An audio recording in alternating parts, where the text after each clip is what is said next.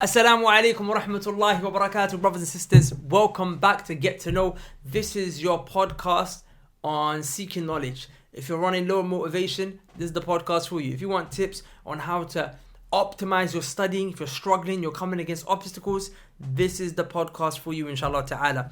And you can now catch this podcast on the podcast apps on your phone, whether you're on Android, whether you're on iPhone. Just go to the information section below and you can, inshallah ta'ala, now download the podcast directly to your phone and listen in. So, Saad, Assalamu alaikum wa rahmatullahi wa barakatuh. Inshallah, we're going to go in. I'm going to set the timer. Today's podcast is going to be an interesting one, right? Because we're talking about knowledge and matters pertaining to knowledge. So this is really important because, you know, we live in a day and age where people want to give da'wah. And da'wah, we know, is from the greatest acts of worship. No and doubt. it's what the Prophet ﷺ came to do. The one who takes the path of da'wah, takes the path of the Prophet. The one who sits on the chair of a da'i is literally sitting on the Prophet's chair, ﷺ, right? Sallallahu alayhi wa So no doubt people want to do this. But nowadays we've got this kind of thing where people want to do da'wah but they don't want to seek knowledge. Or they spend more time giving da'wah than they do speaking knowledge. I want to ask you a question, Akhi. Can a person give da'wah and they're not studying or they don't have sufficient knowledge? Okay, alhamdulillah wa salatu wa salamu ala rasulillah ma ba'd. So, there's a lot of issues to take into consideration for this. Because what I find is that a lot of people, they get confused between the issue of giving da'wah and saying that I'm a da'i, I'm a caller to Allah subhanahu wa ta'ala, and going out on the streets and public on YouTube and Facebook, whatever, and giving yourself that title and making yourself known to the people like that, and then using a specific hadith of the Prophet sallallahu alaihi wasallam in regards to conveying one ayah. From the hadith of the Prophet sallallahu alaihi wasallam, who said, he said, "Ballighu anni walau ayah." He said, "Convey from me, even if it be one ayah." So a lot of people, they always use this hadith and they say to themselves that, you see that the Messenger sallallahu alaihi wasallam is telling me that I can go out and I can give da'wah. Just one ayah, that's all I need to know. I remember they used to, I used to work with some brothers that used to actually say to me, do you know Surah Al-Fatiha? We said, yeah. It was how many verses is that? 7. Well, there you go, 7 verses. They used to say, ijazat, that's 7 ijazat from the Prophet. The Prophet gave you 7 permissions, 7 qualifications, 7 certifications to go out there and give da'wah. Yeah, and for me, it's obviously I had the same perception as well, because that's what I was taught at the beginning. But then, we used to do that, right? We used to do that. That's what we never used to study. I used to tell people, I said, look, Qul huwallahu ahad, one ayah. You can go give that to the Christians. That suffices you. And subhanAllah, it was from one of the most dangerous things that a person can ever invite other people to. But like you said, can a person give da'wah now, which is giving yourself that title as a da'i and going out and calling the people to Allah subhanahu wa ta'ala without knowledge? No, of course not. Of course not. If in order to convey an ayah, you need to have knowledge of the ayah before, then of course, in order to give da'wah on a larger scale, okay, a person needs to have knowledge. And we have an ayah in the Quran where Allah subhanahu wa ta'ala, He mentions that clearly. Where Allah subhanahu wa ta'ala said, قُلْ هَذِهِ سَبِيلِي أَدْعُو إِلَى اللَّهِ عَلَى بَصِيرًا.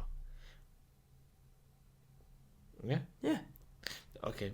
You mimed it with me, and I thought I made a mistake. No. Okay, so Allah subhanahu I'm confused why you're looking at me. Okay, so Allah subhanahu wa ta'ala is saying to the Messenger, "Qul," say, "Hadihi sabili," say, "This is my path.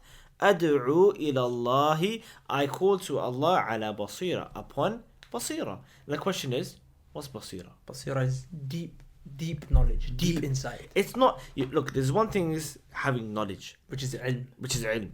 But then having basira is deep inside, going into the issue much more deeper, and having and encompassing that in terms of knowledge. That's a step further. Allah subhanahu wa ta'ala is telling us that our what do you call it?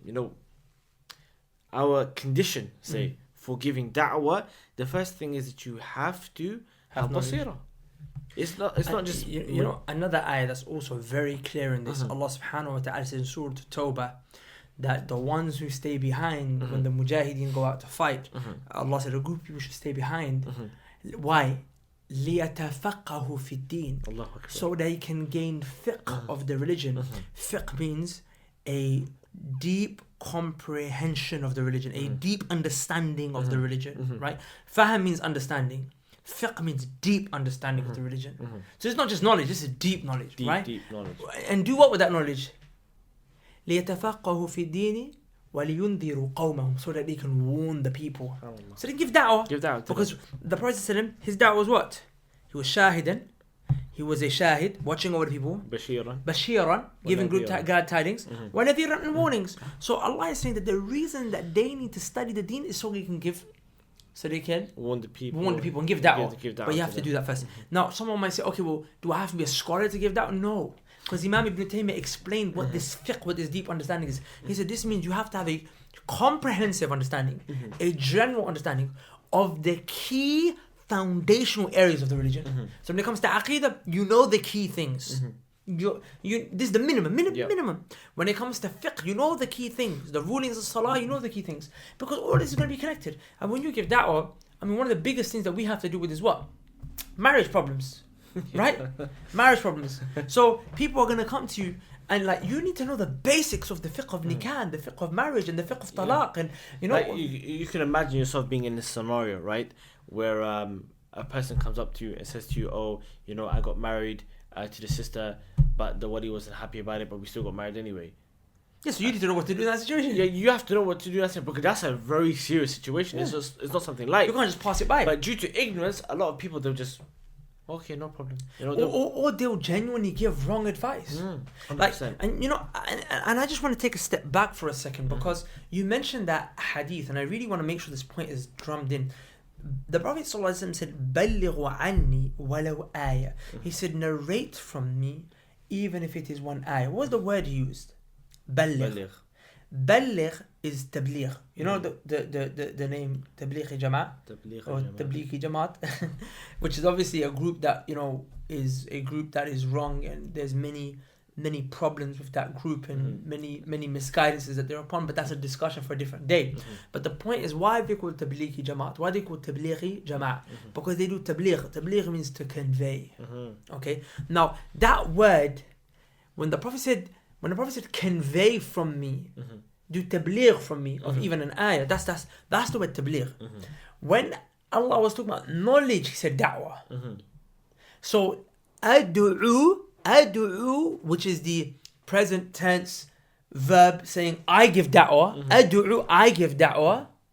Ala basiratin, upon insight, to Allah upon insight. So da'wah, Allah connected that to knowledge.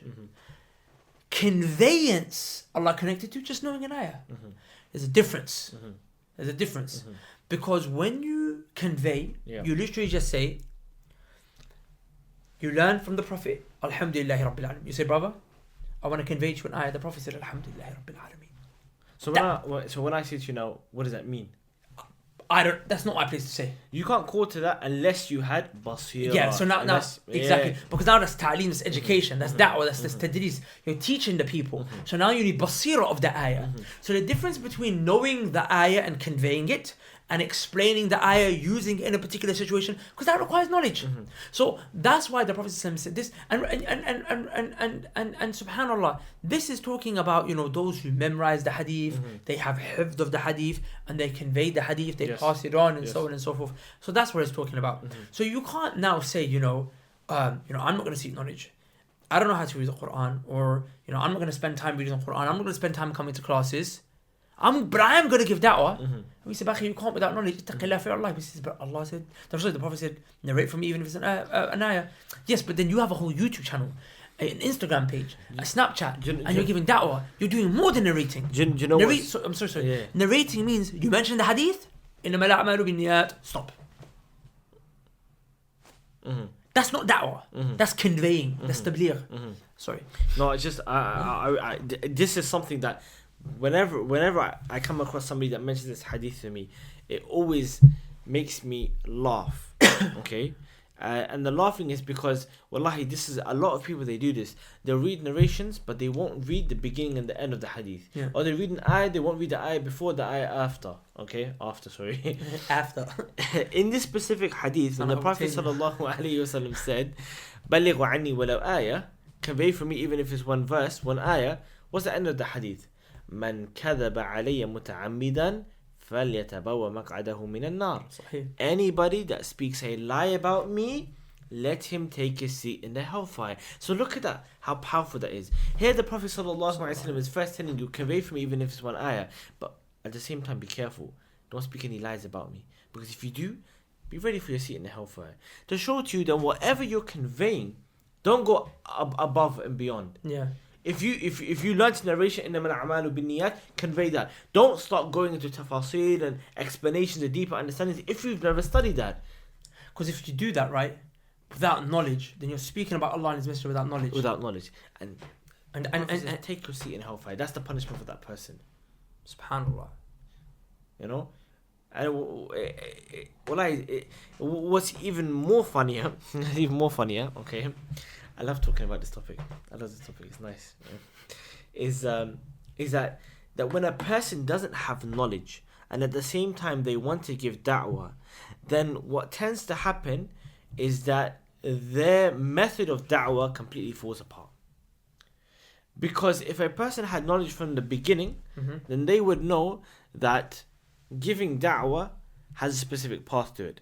In, for example, the term we use in Arabic, we say that da'wah is something which is at-tawqifiyya, which basically means da'wah is something which has a textual evidence in regards to how we do it. Yeah. Okay? Like salah, for example. Like salah. You can't pray salah how you want.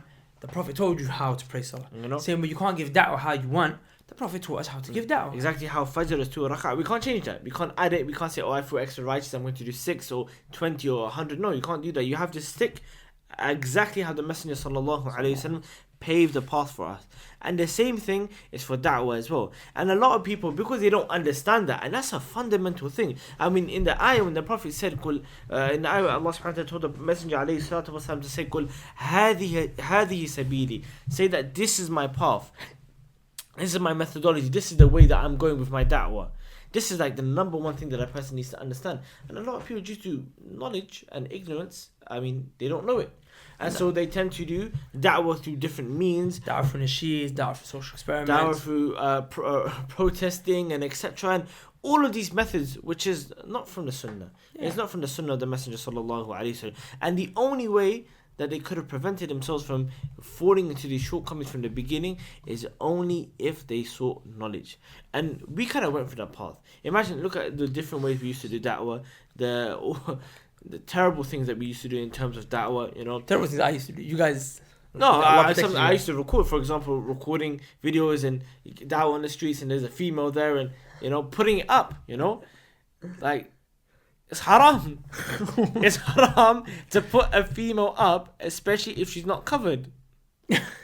And we, for some reason, it's not that we thought it was okay, but it didn't even occur to us. And that's because we didn't have a path when it came to seeking knowledge, giving da'wah. We didn't understand what was the Messenger sallallahu alaihi wasallam's methodology. Alright, you know, when you don't have knowledge, you speak and you sometimes create more problems than you solve. Like, you know how a very, good close brother of ours, he said a very wise statement. He said it takes 5 minutes for a person to basically, do a number 2 on a carpet. Basically, to do a number 2, but it will take 5 hours to clean it.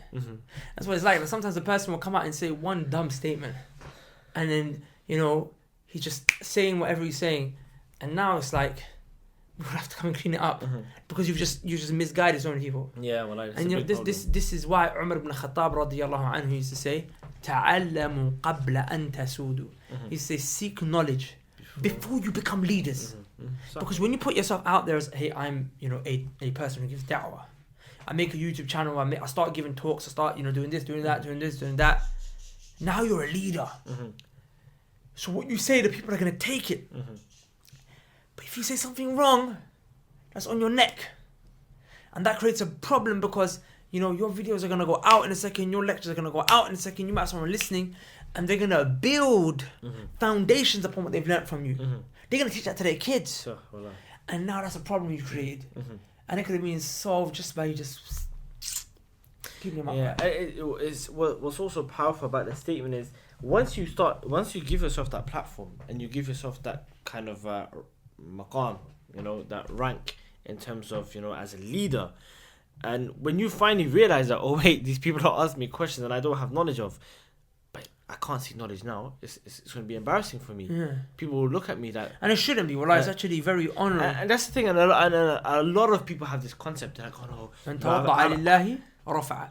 Anyone who humbles himself before Allah, Allah will elevate him. But the problem is because they've already established themselves, years have gone by, they've got YouTube, they've got subscribers on Facebook, Instagram, people know them, they're being called from city to city. Now it's like, if I go learn Arabic now, it's like people are going to laugh at me. Then they're not going to take me seriously anymore. And like you said, humble yourself. This is part of the process. I just want to say, because there might be some people listening who have ill intentions, or some people, as like Imam Ibn Taymiyyah rahimahullah said, I like the fly. The fly, wherever it goes, it's attracted to crap. Like the fly likes to go to crap, feces. With feces. Yeah. Feces. So some people are like the fly. They like to go towards the crap. So they take our statements, they might understand it in the wrong way. I can genuinely say to you, wallahi, uqsam billah, this video is not directed at anyone specific. I know we keep using the YouTube example, but that's because we are on YouTube and that's the example that we're most familiar with. And believe it or not, I think more often than not we're talking about ourselves more than anyone else. But this is just, take what we say as general, And I also want to mention that, lately the same way there are some people who have come out and given da'wah without knowledge and they're creating problems, there are also some brothers, mashallah, who've actually learned, after, having gone into the da'wah scene and realized, that this is problematic, they're giving da'wah without knowledge, have actually kind of learned that this is a problem, and they've actually tried to seek knowledge. Mashallah. And, one of them, mashallah, I'm like really proud of him. That he's a brother who, who's quite out there. He's got quite a big, he's got massive, YouTube platform. He puts himself as a da'i, but he's recently started to seek knowledge, and he has to start at a foundation level where he's literally learning, the Arabic alphabets and just learning how to read the Quran. And for me, that is, not embarrassing in any way. That is an honor for him. And wallahi, if he carries on like that, من تواضع لله رفع, anyone who humbles himself before Allah, because it is a bit embarrassing, right? You're gonna, you're a big guy, but now you're just, okay, let me just learn the makhraj, how to really pronounce dad, how to pronounce ta. Let me start with the basics. Yeah. Alright, that's quite embarrassing, but don't be embarrassed. And you're lowering yourself for Allah, right? Because you're concerned with what Allah is saying of you. Rafa, Allah will lift you and honor you, and you will be given, inshallah, if you carry on like that, the maqam of a leader. But this time it will be, something that Allah will lift you. It's like the statement of Abdullah ibn Abbas radiyallahu ta'ala an, where he said, ضللت طالبا فعززت مطلوبا. He said, as a student I was humiliated. All that process that I went through, it was humiliating. There wasn't any sort of honor in that process. But فعززت مطلوبا, after I had sought knowledge, Allah gave me izzah, Allah gave me honor. Why? Because now the people became in need of me. The people are now in need of you. You're a person, you're a shining lamp that everyone needs in order to be guided through the darkness. They're going to come to you, and they're going to come to you in the hundreds. And at that moment you'll see that Allah subhanahu wa ta'ala, He elevated your status and honored you through that long humbling process that you just went through. And can I also just add here, sometimes you might get that feeling, when people are like, seek knowledge before you give da'wah, seek knowledge before you give da'wah, you might get that feeling, it's like, we like, the da'wah is like a little monopoly that we just want to control, and we don't want anyone to enter inside of it unless you have like the knowledge badge. Believe me, as Allah is my witness, and I swear by Him, and I will stand before Him on the Day of Judgment, there's nothing that I would love and find more joy in than us having more du'at. Yeah, wallahi. I don't know if you guys have been observant, but over the last couple, 7-8 months, we've really been trying to find other students of knowledge and really try and bring them out and bring them to the people's attention. Like Brother Abu Abdul Aziz, Ustad Abu Abdul Aziz, Ustad Yasin Munye, and many others. Because we want other people to do this. 100%. When I come across and I find in my mind I'm like stressed. I'm like, okay, I gotta make a video on this issue. I'm like, oh, well, you done it. Alhamdulillah. You know, I can focus on something Yeah. else. So we want that. Like we want you, like, to seek knowledge and give da'wah. We're weak. We need to strengthen our numbers, right? 100%. But it's about quality over quantity. 100%. So come and see. And remember, Abdullah ibn Abbas radiyallahu anhu, he said knowledge is sought for 4 reasons. Number 1, that you implement it yourself so you can benefit yourself. So the knowledge benefits you. Number 2, so you can teach those around you, teach your wife, teach your kids, teach your parents. Number 3, so you can defend the religion. These last 2 are da'wah. And the last and final one is to give life to the sciences. You know, to engage with the Arabic grammar and the science of hadith, so these sciences don't die out. So people don't forget about them, so you revive them. This is why knowledge is sought. One of the reasons why it's sought is for da'wah. So wallahi, we want you guys to seek knowledge. We want you guys to give da'wah. But you got to do it by the book. Look, can you pray without wudu? No. Can you pray without wudu? No. Can you give da'wah without knowledge? No. And like, time is up, but is there anything you want to add? No, last point that I wanted to mention is that you have to remember that, of course, in order to give da'wah, you need knowledge. But for you to stay upon the path of giving da'wah, that means you have to always continuously be seeking knowledge. Yeah. Seeking knowledge, a lot of people, they believe is something which, once I've done it, I finished. They believe it's like a university degree, you know. You go 3 years, or you go to some university, you do 6-7 years, and you're finished. That's ilm. You've got it. No, it's not. Knowledge is something which won't come until the day, won't finish until the day that you die. For example, Imam Ahmed, you know, one day he was seen holding a what do you call it? A lawh. A board, a wooden board, basically, which he was writing on. I forgot the English word for it. Is it a plank or plaque? I don't know. Yeah, a plaque. It was yeah. a wooden kind of. Basically, he's writing. Okay. Basically, like, you know how you'd have those whiteboards in school. Yeah, but a wooden one. A tablet. No, what's the word? What's the correct word for it? I don't know. You guys should check it. It was a low. Check it out. And then the people, they asked him, you know, they said, "Ila mata?" And to when? Yeah, Imam Ahmed. Like, when are you gonna stop? When are you gonna stop? For how long? And he was very old at this point. And he said, from one of the riwayah that I know, is min al mahdi ila lahdi, from the cradle to the grave. Yeah. You know, from the cradle to the grave. That is how long, you know, I'm gonna be doing this, from the day that I was born to the day that I die. So this is how knowledge is. Knowledge is a sea which has no Coast. Shore, yeah. What's the coast? I don't know. Coast, the shore, the beach. Like, knowledge is an ocean that has no coast. Yeah. Imam Hassan al-Basri said. You know, when you jump into the sea, eventually you keep swimming, you're going to get to a coast, right? Knowledge is not like that. Because knowledge is what? Knowledge is Quran, Sunnah. When you enter into a library, all those books that you see are explaining the Quran. Even the hadith is explaining the Quran. So the words of Allah subhanahu wa ta'ala, the same way Allah is greater in His creation in terms of His essence, the same way Allah's words are greater in His creation's words. So when you want to try, imagine how much infinitely Allah is greater than us. The same way that His knowledge, His speech, His kalam is that much greater than us. So if you're going to be studying it, you're going to be studying it for a long time, you're never going to come to an end. So, but the podcast must come to an end. Yes, the podcast must. Brothers and sisters, I really enjoyed this one, alhamdulillah. And I really hope it's motivated you guys to seek knowledge and really go out there, inshallah ta'ala, and benefit. I would like to say at this moment in time, inshallah, if you want to seek knowledge, we have a way for you to start seeking knowledge right now. We set up an online Islamic Studies Institute called the Knowledge College with the very objective that I mentioned to you earlier. 3 things. Number 1 is so you can implement knowledge for yourself. Number 2, so you can teach those around you. Number 3, so you can defend the religion. And that's exactly what I even mentioned on the very website. So if you go to the link below, it's divided into 3 levels. There's going to be more levels after these 3, but each level is based around this. The first level is to be able to get you to implement the basics that you need for yourself. Second level is now you're at a level you can start kind of, you know, sharing and teaching the knowledge to those around you, your family, friends. Not that you set up a YouTube channel, but you start sharing this around. And the third level, where you start defending the religion against the doubts and the attacks of the kuffar and the mubtadi'ah, the innovators. And then after that, inshallah, we will grow and grow and grow together, inshallah ta'ala. But you got to start somewhere. And the way you can start is by going to the link below, signing up to the Knowledge College. And also keep up to date with the podcast from the link below on your mobile phones, inshallah ta'ala. Inshallah. Anything else you want to add? Nope. Take care, guys. Assalamu alaikum wa rahmatullahi wa barakatuh. سبحانك اللهم وبحمدك أشهد أن لا إله إلا أنت أستغفرك وأتوب إليك.